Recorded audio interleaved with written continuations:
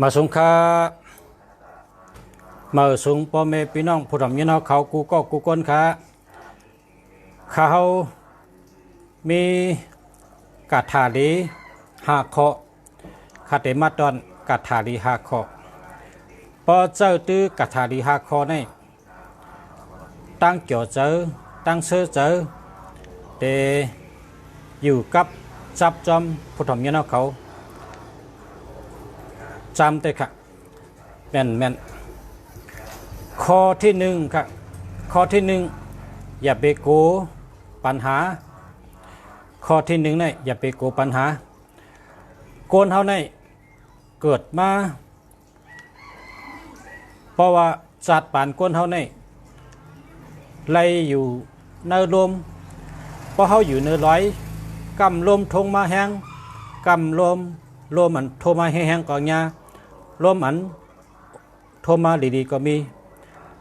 พอเขาแตกก้นอันหอเฮือกว่าเนื้อน้ำหลงน้ำปังลายหลงปะในจึงเฮืออันที่ปิวอยู่ที่เนื้อน้ำปังลายนั่นลมหลงโทมากำลมอ่อนโทมา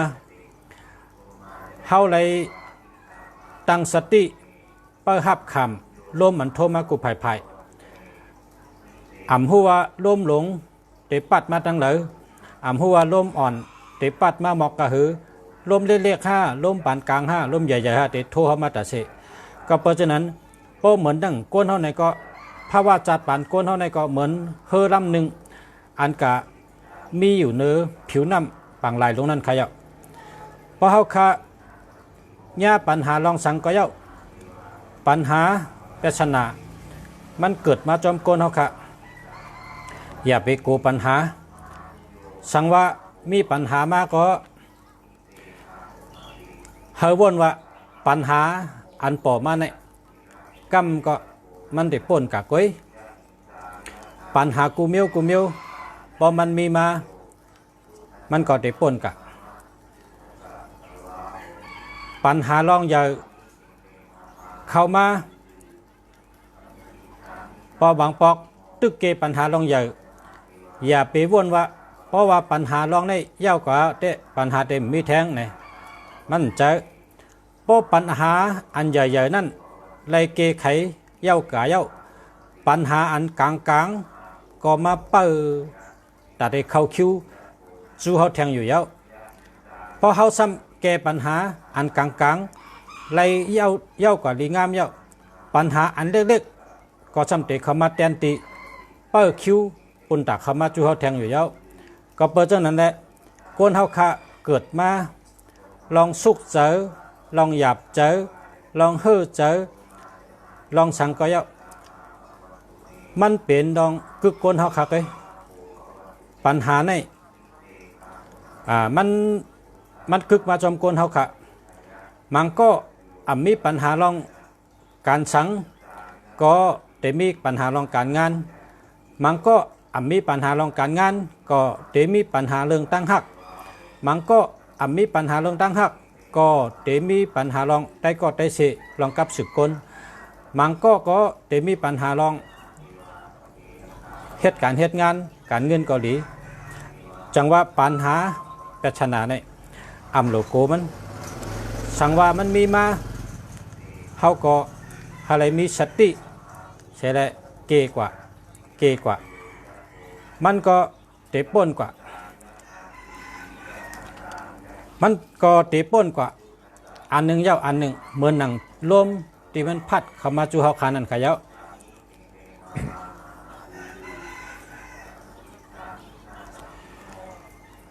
พอเฮาขับวนโดยลองปัญหาอันว่านั้นพอเฮาขามีสติเมื่อปัญหาเข้ามามีปัญหาในจึงอันดีๆก็เตปอมาจอมค่ะเปิดด้วยโอกาสให้มีจำค่ะละให้คู่ว่าเมื่อมีปัญหาลองล้ำก็ลองเขาก็ติดเข้ามาจำค่ะข้อที่สองตั้งสติให้มันนะข้อที่สองในตั้งสติให้มัน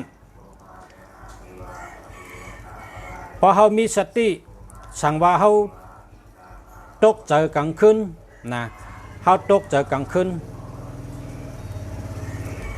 พอกลางคืนเนี่ยพอเฮาตกเจอพอเฮากึ่งก้างเฮแหละลูกมาแล่นกว่ากำเดียวเนี่ยอำสั่งถูกสร้างเป็นเพอันที่เฮาวนถึงนั่นก่อนก็เพราะฉะนั้นแหละพอเฮาตื่นมากลางคืนเฮาตกเจอลองเลยก็หลีญาเพกึ่งก้างสังก็เจ้าเฮาได้อยู่นิ่มๆตั้งสติให้ก่อนเพราะว่าเฮามีสติแล้วเนี่ยเฮาจังก้อยฮู้จักว่าในรับสึงเนี่ยเฮาเตะยางกว่าจังหือเฮาหลอดเพเฮาก็ยางกว่ากำยางในรับสึงพอเฮามืดลองรับสึงเฮ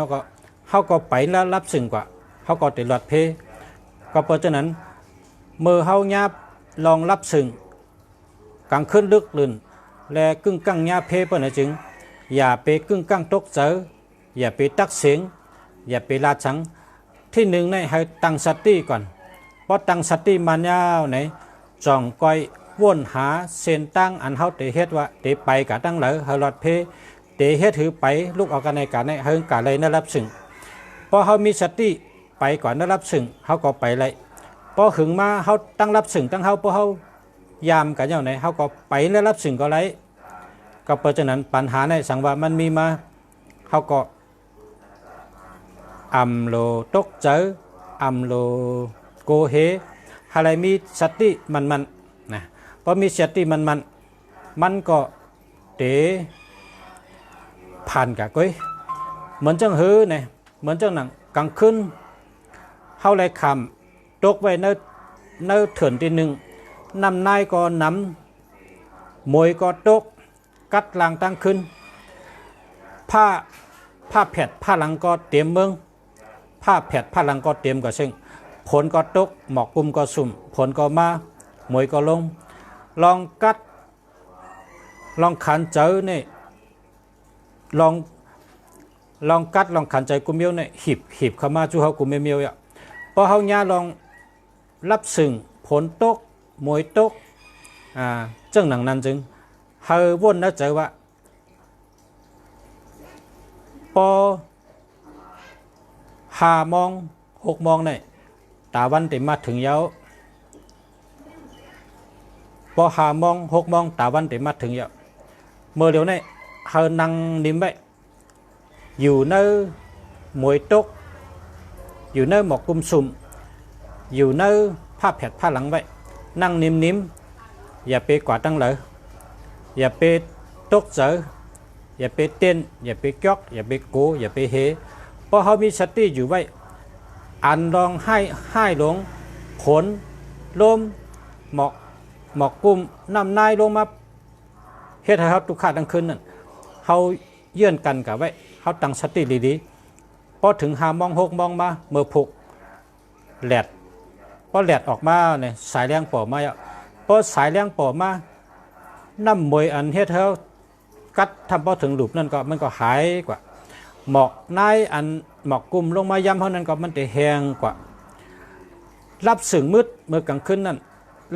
รับสึงมืดตื้อๆนั่นเมื่อกลางคืนนั่นก็อันรับสึงลงนั่นมันก็จะหายกว่า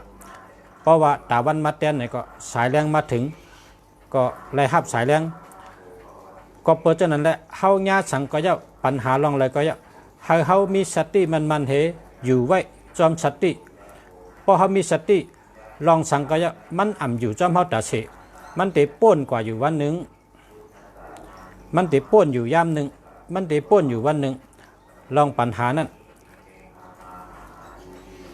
ลำลองหรือมีสติหรือสติตั้งสติให้มันนะมีสติไว้อยู่เป้าไว้อ่ำหึงอีสังก็เจ้ามันมีข่าวยามมันอันให้ป้นกว่าอันดีเตมาแตนอยู่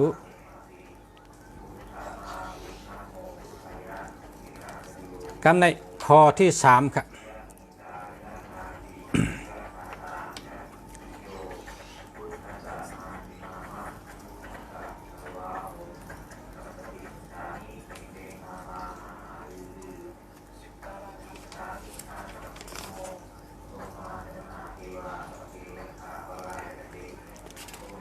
ข้อที่3เนี่ยสั่งว่าเฮา กว่าตกในอ่ำถังอ่ำเทิมและไล่กว่าตกอยู่ในเกซบเสือซบมีบ่ในจึงเฮาหมออยู่บ่เฮาหมออยู่ซัมเปว่าอยู่ในซบจะอยู่ในซบเสือก็ยะมันก็อ่ำกินเฮาวนว่าลองสังก็ยะปัญหาสังก็ยะพอเกิดพอเป็นปัญหามาเฮาแต่เอาสติเฮ็ดได้อยู่เป้าเฮามีอาขิงที่เฮาเตแก้ไขได้พอถึงอาขิงเฮาก็เตแก้ไขได้ก็เปิดเฮามาพบญายาวแหละสังเฮากึ่งกลางลาดมังปอกตั้งลาดเท่านั้นเตขึ้นเป็นเพศต่อเฮาก็ได้เพราะเฮาอ่ำลาดมันเต็มมีเพสังว่าเฮาซ้ำหลุลาดหนายาวในก็เฮาวนดีๆขอความอันเตลาดความลาดอย่าเฮาเป็นปริศนาทั้งอันหนึ่งขึ้นมามัดเฮาขึ้นได้ก็เพราะฉะนั้นข้อที่3ในว่าญากับกินขินเจอตันหือตันอะไรก็อยู่ในซบเสือก็เฮามีสติเฉลี่ยอยู่กันไว้อย่ากึ่งกลางลาดสั่งว่าเฮากึ่งกลางลาดถึงตั้งลาดเฮาจังเอาเป็นปัญหาที่2เฮ็ดได้มัดเฮาตกหยับผิดก็ได้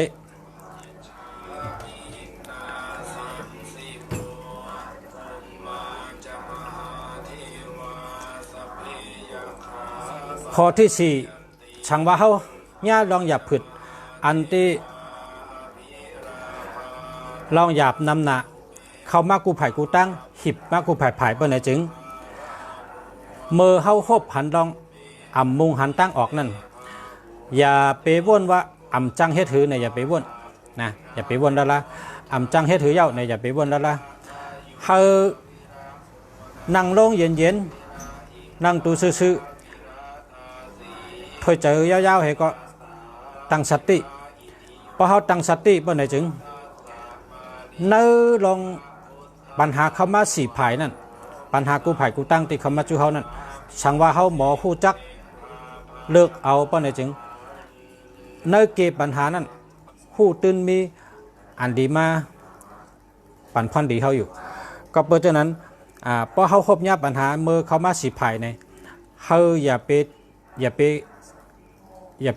เน็ตกวังให้แล้วดัดพิษวนพิษเฮ็ดพิษในเก็บปัญหานั่นเฮาขาอยู่เป้าไว้เพรา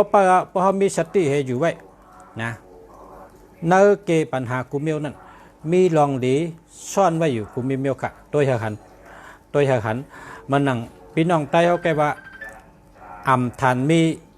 ก็ขี้ครั้งนั่นน่ะนะอ่ำทันมีก็ขี้ครั้งให้จ้าตันหือก็เย้าเพราะเฮาหมอผู้จักเลิกเอาอันติลีมันไหนมันมีข่าวในข้อที่4ในปาดทางคองค่ะในข้อที่5นี่เพราะปัญหาปอมาพอเฮาเกไรซ้ำปอมาแทงพอเฮาเกไรซ้ำปอมาแทงปัญหาในเฮาอ่ำไรกับผิดบ้างมันเฮ็ดสังแรงมาจูเฮานำเป็นได้ละนะปัญหาในเฮาอ่ำไรกับห้องมันเฮ็ดสังแรงมาอยู่ตั้งนาเฮาติ๊กๆละปัญหาจังไหนเนี่ยปัญหาเมียว1เย้าเมียว1เฮ็ดสังแรงมันมาอยู่ตั้งนาเฮาปัญหาเนี่ยเป็นนำละเฮาก็มีสติเสียแล้วเกไขกะกำอันคนเฮาคันเนี่ยปอญาปัญหานำปอไรเกไขนำเนี่ยเหมือนหนังเฮาค่ะอำปูปัญหายาวทางอินเฮาค่ะเลียดลองเกปัญหาเฮ็ดแล้วเฮาค่ะลาดกำบะมาละกำเนี่ยใครมาตั้งไหนก็มาปัญหาเนี่ยเกได้กูเมียวนะปัญหาเนี่ยใครมาจังก็มาเกได้กูเมียวเฮาติมีเจอจังไหนมาพอเฮาอะไรเกนำน่ะพอเฮาญาปัญหาลองนำน่ะกับปัญหากูลองเฮาก็ได้เกไขได้นะเกไขได้ก้วยกะสั่งว่าหมังเมียวเนี่ยเกเฮกำไรนะหมังเมียวซ้ำตื้นจังเกตื้นเกไรพอมันไปถึงข้าวยามมันสั่งว่ามีปัญหาจังนั้นก็เฮาลาดกำว่าไว้ก่อนละ ไหว้กันละนะไหว้กันละเฮรัดกรรมตัวไหนสองข้อช่อนกันเมื่อเขาว่าไหว้ก่อนละเนี่ยเขาตึกเตะหาปิญญานะไหว้ก่อนละแทงข้อหนึ่งเฮรัดว่ากรรมเตมีลายเกะไขอะไรก็กรรมหนึ่งเตมีลายเกะก็กรรมหนึ่งเตมีลายเกะก็รัดจังไหนรัดจังไหนกันมันเตจอยอะไรเขาปัญหากุติอันนี้เป็นคาถา5 ข้อคาถา5 ข้อช่างว่าเพราะว่าเขาเอามาเจอเป็นแห่งใจเขาเนี่ยก็เขาเต็มมีลองเจอตกเขาเต็มมีลองตุกข้าเจอนะก้นเขาขาในพอเขาขาญาติลองหยับผืดในเขาอย่าไปรัดว่าอ่ำจังเฮ็ดถือเนี่ยอย่าไปรัดว่าอย่าไปรัดละเขาบ่นว่ากรรมมันก็ได้ป้นกว่าอ่ำหึงอ่ำนั้นมันก็ได้ป้นกว่าเมื่อเหลียวในเมืองรับสึงอยู่เมื่อผูกเมืองแต่แรงเมื่อในมีรับสึงเมื่อผูกเมืองแต่แรงเมื่อในกัดนะพอแหลดมาแต่อุ่นก็เฮาบ่นไว้จังไหนเป็นคาถา5 ข้อบนตายแห้งใจค่ะมาสงค้าพอมีพี่น้องเขาค่ะย้อนสู้ให้กูก็เกินใหญ่มาสงอยู่ดีมีเงินห่างดีกึกปืนกูก็กูก้นขามาสงค้า